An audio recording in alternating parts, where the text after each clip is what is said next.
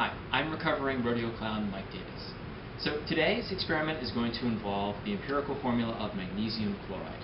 We're going to start this with solid magnesium and hydrochloric acid.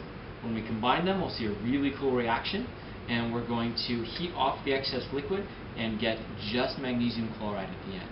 The one thing we're going to know through this entire exploration is mass. So it's very important you keep track of the mass. In the next little bit, I'm going to show you how the reaction actually goes, and at the end we'll talk about the information you need in order to get the answer that we're looking for. After you've weighed out your magnesium, we're going to put it into a evaporating dish inside a fume hood because the reaction that's going to take place when we add a little bit of 6 molar acid is very vigorous. And as you can see, it doesn't take too long. We want it to go to completion, so we're going to let this sit for a few minutes. When the reaction's done, it should look like just a liquid, and that liquid contains the product that we're interested in. So you can see it's just a clearish liquid. So what we do is we put it on the hot plate and we turn the heat up. We do not want it to boil, so we don't turn it up all the way. We're going to put it sort of around a 5 or so and just monitor it. Our goal is to drive off all the excess liquid. Now what we're doing is we're heating some hot acid. So that's the reason we don't want it to boil. A nice steady heat that's going to drive off all of the excess liquid, and we should be in pretty good shape. This will go on for a little while. Driving off liquid takes some time. After it heated for a little while, you'll see that all the liquid is gone and we're left with this white residue.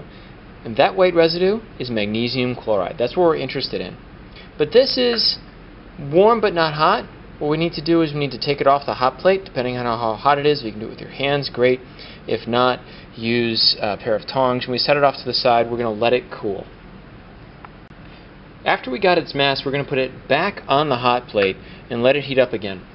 What this is going to do is it's going to make sure that all of the liquid that could be on there is gone. So we're really only interested in the mass of the solid. After about 10 minutes, we take it off the hot plate, put it back down, let it cool, and we're going to get its mass again. Now that the experiment's over, let's think what we started with. We started with the mass of an evaporating dish and some magnesium. At the end, we know the mass of the evaporating dish and some magnesium chloride. So the difference between those masses is going to tell us how much chlorine got added in. Let's take a look and see how the math works out. On the left, you can see the data I took. My dish by itself weighed 76 grams, magnesium weighed 0.15 grams. The dish, once I had the magnesium chloride in it, the white solid, weighed 76.57 grams, and after I heated it and weighed it again, it weighed 76.56 grams. And that's the mass of magnesium chloride that I end up with. So let's do the calculations. It's easy for me to turn the grams of magnesium into moles. It's simply dividing by the molecular mass of it, or the atomic mass of it. But now I got to figure out how much chlorine I have.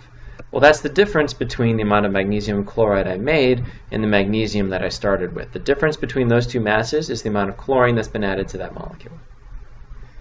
Now let's turn that into moles. So 0.41 grams of chlorine divided by the atomic mass is equivalent to 0.01156 moles of chlorine. And now I can take the ratio of those two. Since the moles of magnesium is smaller than the moles of chlorine, I can see how many moles of chlorine I have per mole of magnesium, and that comes out to 1.87. That means my formula would be MgCl 1.87, but I'm going to call that MgCl2. Just rounding up. That's a little lower than I would expect, so I think that's something I'd probably have to talk about in my discussion. So I hope you enjoyed the experiment. As you can see, it doesn't take very long. But there are some steps that require some heating and waiting and heating and waiting. So what we're going to do is we're going to spread this experiment out over the entire class period and do some work between some of these steps. Actually, we're going to get to go over empirical formula in that time, so I think this is a really well-suited experiment for us. I look forward to seeing you in class next week.